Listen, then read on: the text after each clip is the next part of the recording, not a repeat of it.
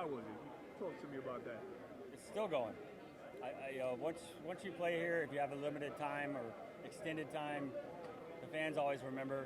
So you can come back at any time, and they remember things. So it's always a great experience. You know, why do you think that there's some players that can perform well here, and then there's some players that New York gets to them? I don't know if I can answer that because just coming up in the minor league system with the Yankees, with Jeter, Posada, Pettit, Mariano, those guys, we're in the championship every year, and I think you're groomed to come up that way. And Mr. Steinbrenner, George, back in the day, kind of put that on you. Hey, you don't win unless you win championships. You're not a winner, and I think you just kind of get used to it. So coming maybe from another place to here, I can't really answer that, but the fans are going to let you know. They'll let you know. I heard it every day. I don't care if I was doing good. There's at least one fan that's going to tell you suck every day. You just got to acknowledge them. Say, hey, I'm trying, and that's it. But some guys that I remember Davey Justice having a little issue with it. He didn't want to be in the outfield because he didn't want to hear he sucked. But you're going to hear it no matter what in New York. So you just got to kind of deal with it. And it's fun coming into New York because there's always somebody that's going to always. You just got to acknowledge them. The fans just want to know that you're paying attention, so just play the game. Shane, your thoughts on the new game, the new style? Buzzer, laptop on tablet on the dugout.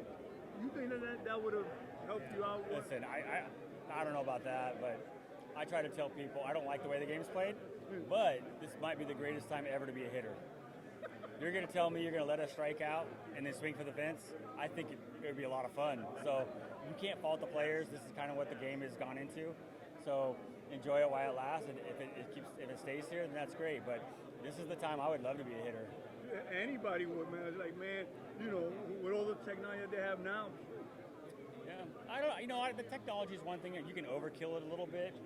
I remember Paul Neal telling me, hey, why don't you study somebody, him and Chili Davis actually, they told me, don't watch a pitcher throwing the whole game. Watch him, how he faces somebody that hits like you.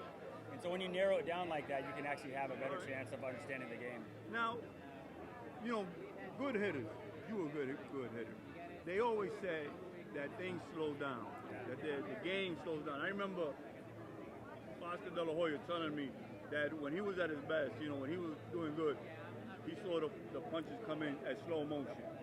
Pete Rose once said, man, that sometimes he used to read the label on the ball. Is that really true? It is true, and that comes with repetition and playing time.